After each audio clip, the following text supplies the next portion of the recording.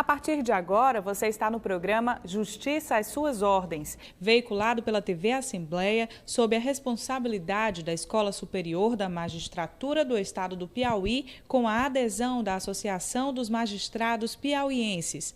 Nosso entrevistado de hoje é o professor da ESMEP, Antônio Francisco Gomes de Oliveira, mestre em Direito Constitucional pela Faculdade de Direito da Universidade de Lisboa, pós-graduado em Direito Constitucional pela Universidade Federal do Piauí, graduado pela Universidade Federal do Piauí, também professor do curso de pós-graduação da Escola Superior da Magistratura do Estado do Piauí, professor da Escola Judiciária do Piauí, juiz de Direito do Tribunal de Justiça do Estado do Piauí desde 4 de maio de 2009 e atualmente exerce a função de juiz auxiliar da presidência do TJ Piauí. Sua dissertação de mestrado, Jurisdição Constitucional, Diálogos Institucionais como terceira via entre o ativismo e a autocontenção judicial, foi publicada pela editora Juruá, onde foi prefaciada pelo renomado professor Dr. José Ribas Vieira.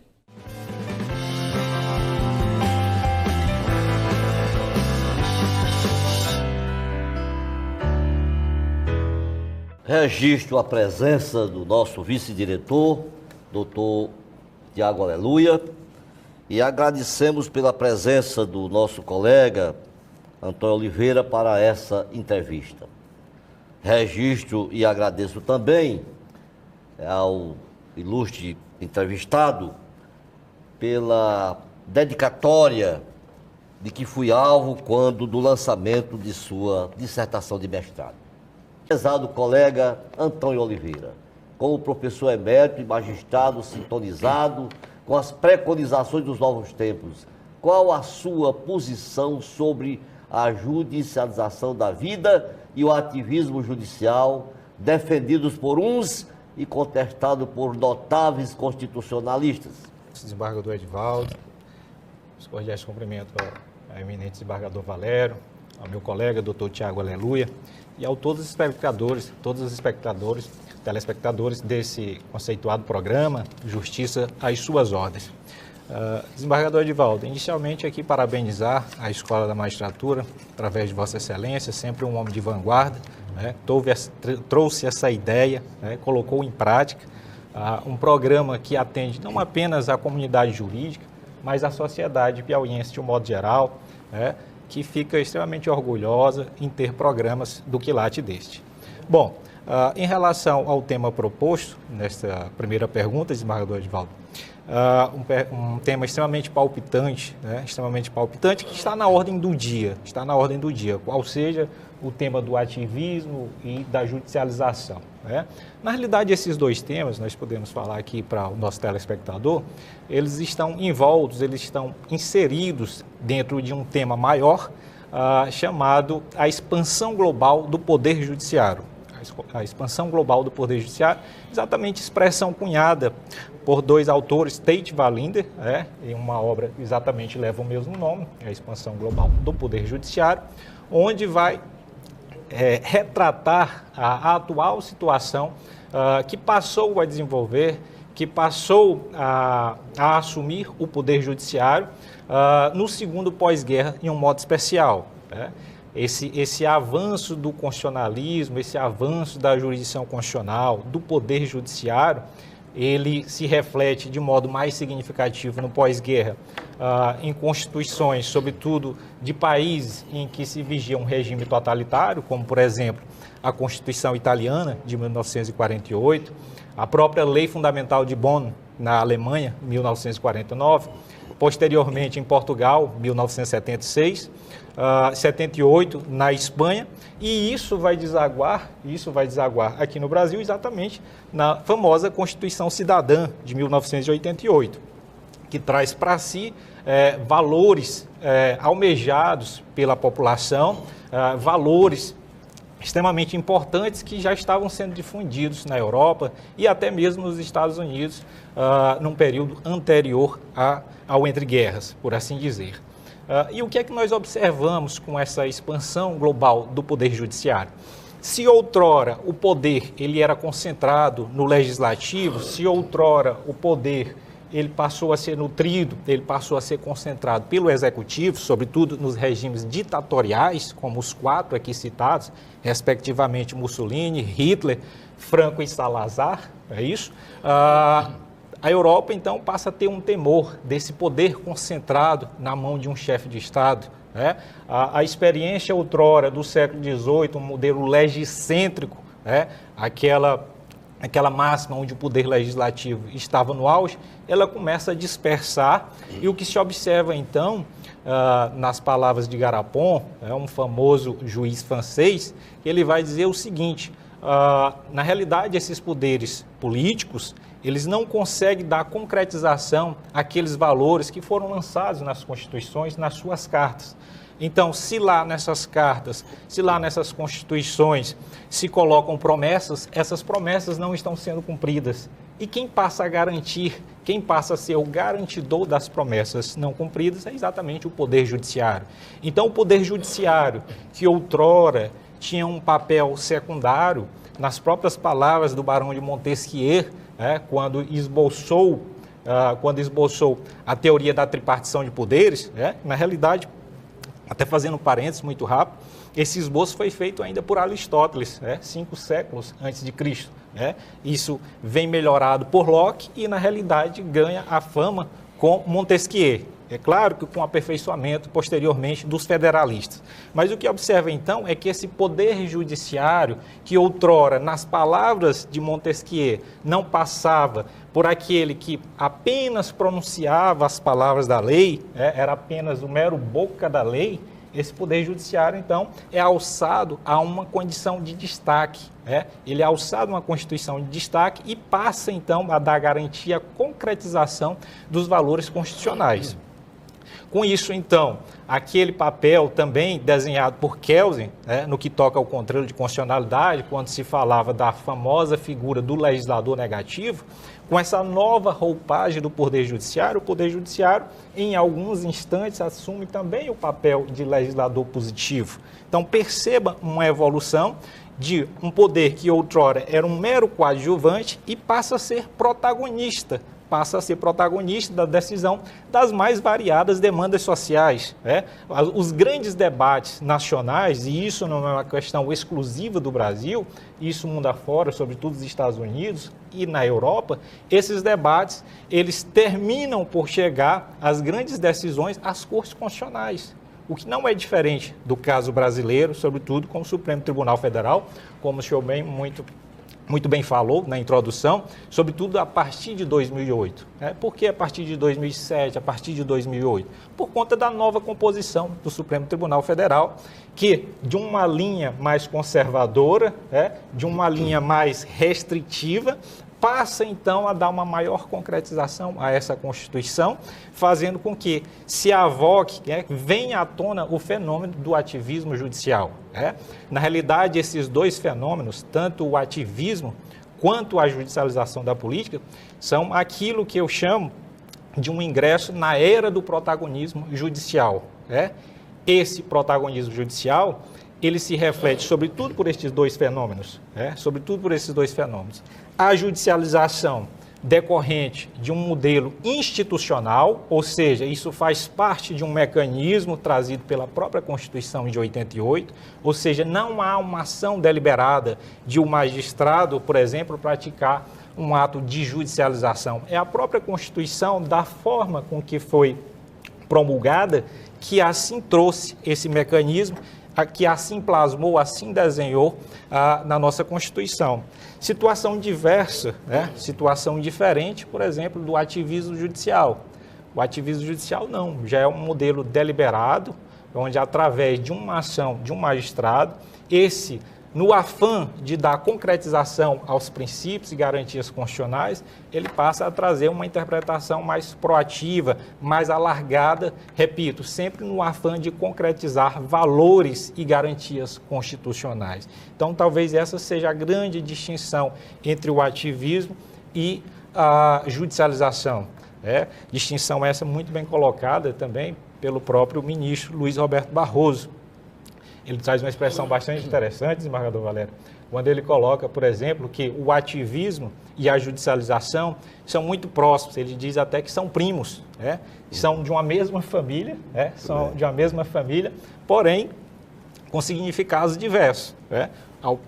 Como dito anteriormente, se a judicialização ela está plasmada em um modelo que foi trazido pela Constituição de 88, que assim dá esses espaços de atuação do Poder Judiciário, o ativismo judicial não. É um modo deliberado de cada magistrado de interpretar e fazer com que essa norma constitucional possa garantir os direitos da melhor maneira possível.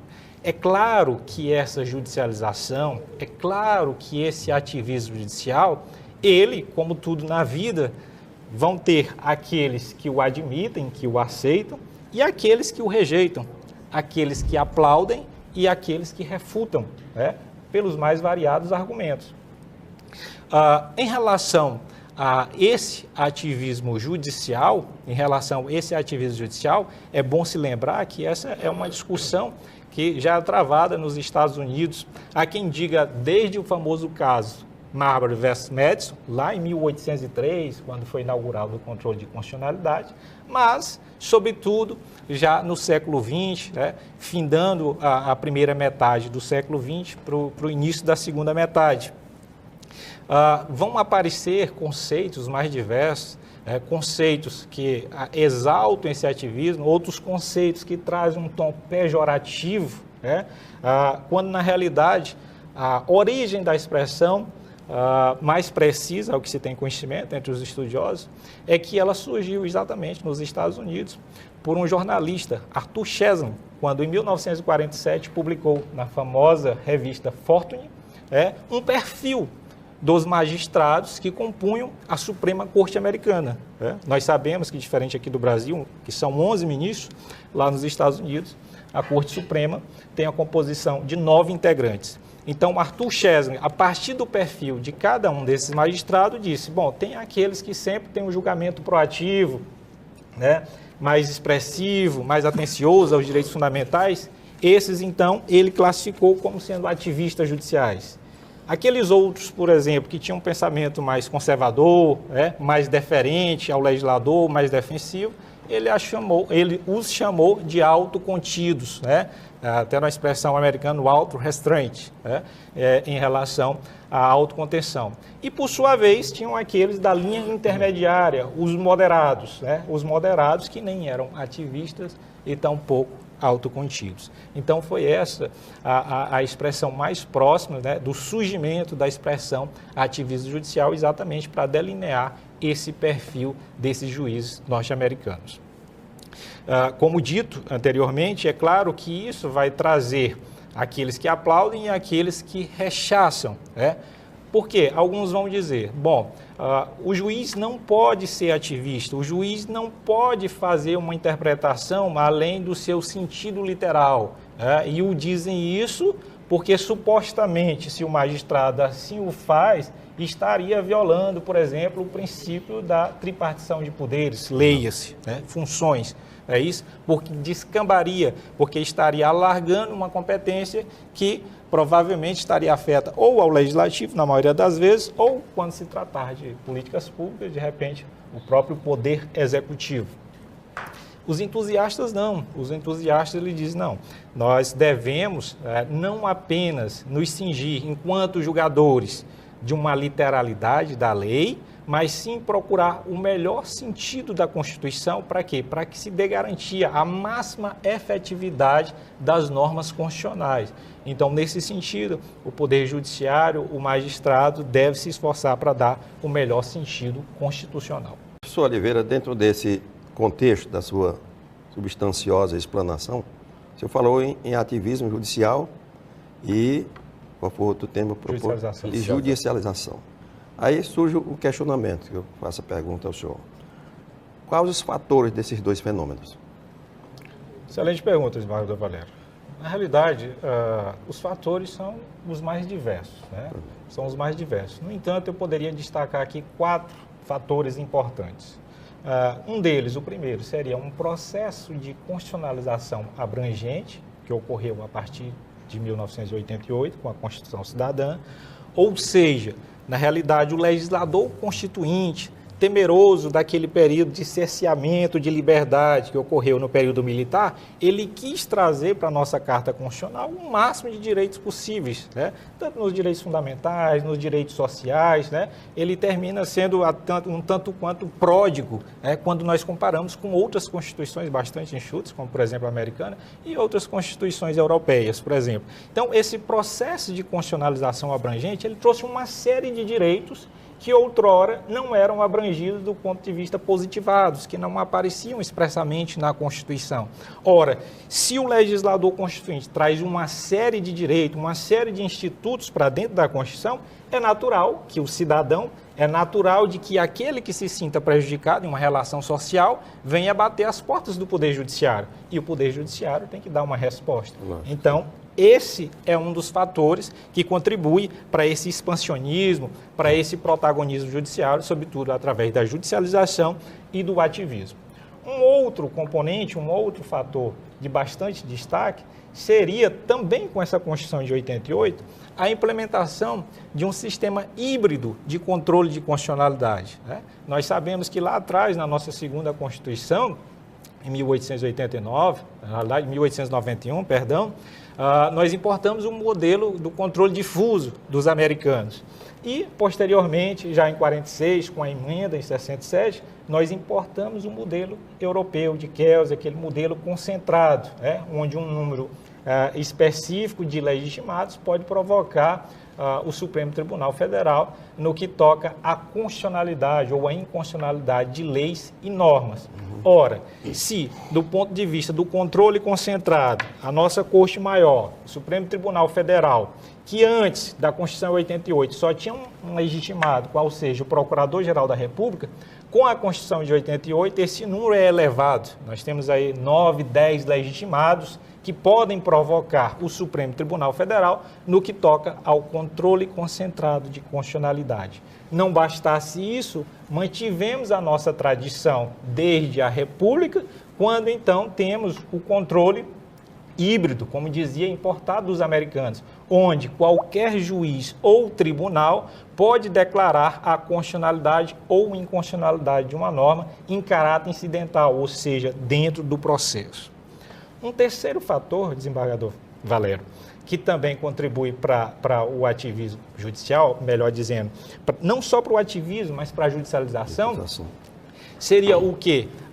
O famoso princípio da inafastabilidade da jurisdição, previsto no artigo 5º, inciso 35, que vai dizer mais ou menos o seguinte: não será excluída da apreciação do Poder Judiciário lesão ou ameaça ao direito. Ora, essa expressão, esse famoso princípio da inafastabilidade da jurisdição, ele dá o permissivo para que qualquer questão venha a ser debatida no Poder Judiciário.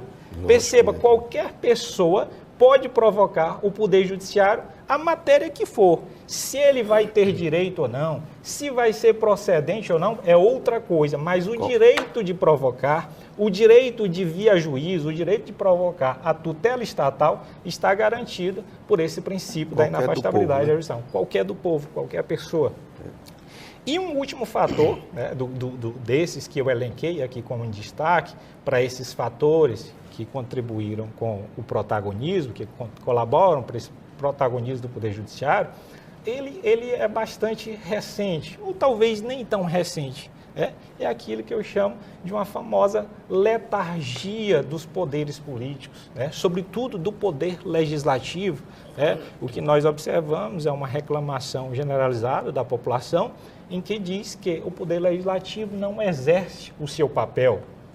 Que nós observamos ainda no início da década de 90, desembargador Valério e desembargador Edivaldo, final de 90, início dos anos 2000, era uma reclamação generalizada no que toca à invasão de competências do poder executivo em detrimento do legislativo através das famosas medidas provisórias, em que o executivo legislava através de medidas executórias, medidas provisórias.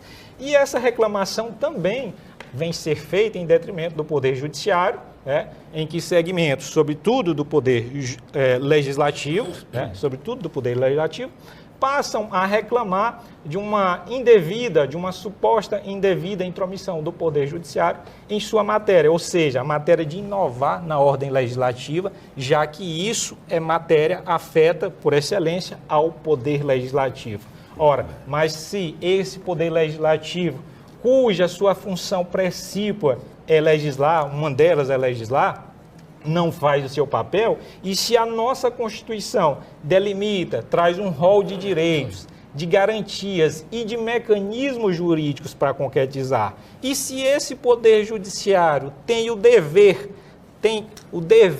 de receber, de apreciar por conta do princípio da inafastabilidade da jurisdição, é natural, então, que essa população espere uma resposta desse Poder Judiciário, e esse Judiciário tem que intervir. Um exemplo clássico, desembargador Valério, para ilustrar a situação, é exatamente o que ocorreu com aquela famosa disposição constitucional que fala do direito de greve no serviço público.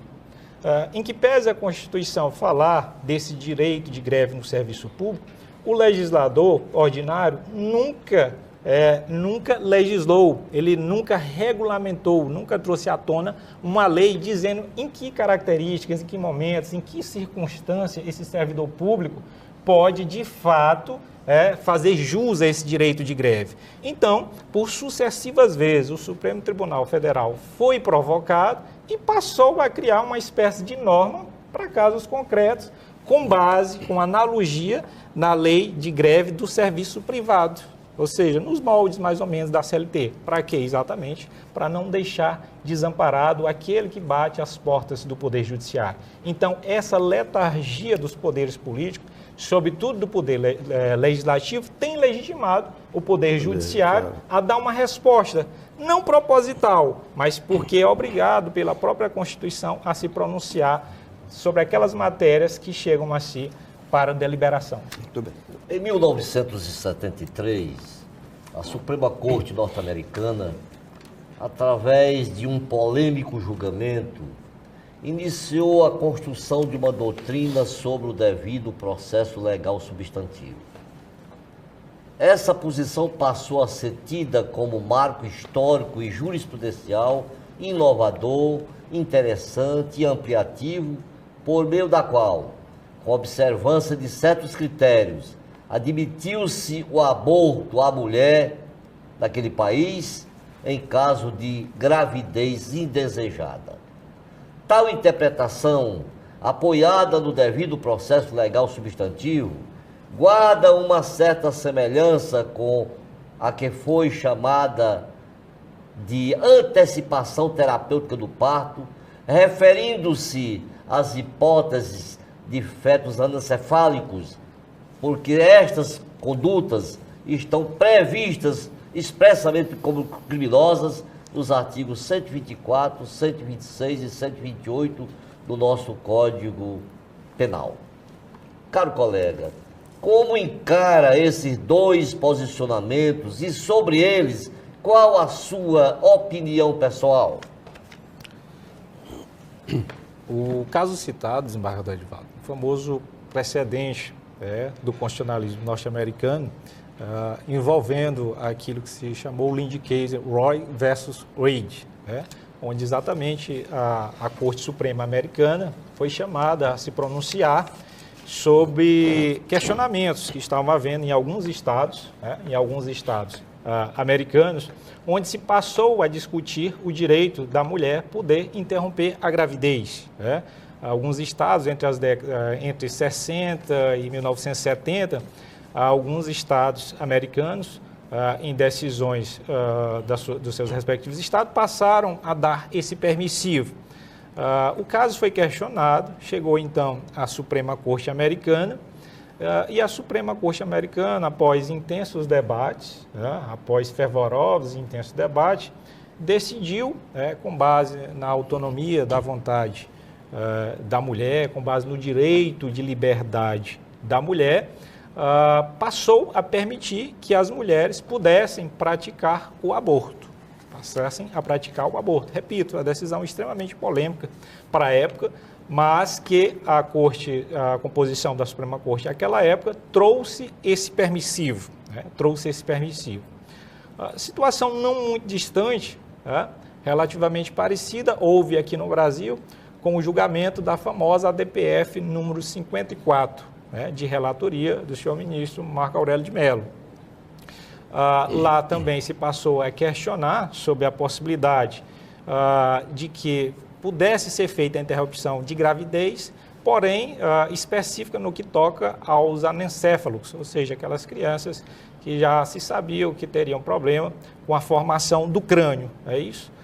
E o senhor ministro Marco Aurélio, com fundamentos não muito diversos daqueles explicitados pela Corte Americana, sobretudo no que toca à liberdade da mulher e o sofrimento que isso poderia trazer, decidiu, então, incluir mais uma hipótese de exclusão de ilicitude, além daquelas que já estão previstas no Código Penal. O Código Penal, em seu artigo 128, ele traz apenas duas hipóteses de exclusão de ilicitude, ou seja, a hipótese de complicações da gravidez ou de estupro. E o ministro Marco Aurélio, ele insere, por via transversa, através dessa sua decisão, o permissivo para que mulheres que eventualmente estivessem com gravidez de fetos anencéfalos, que pudesse ser praticado esta interrupção da gravidez com base com base nestes argumentos.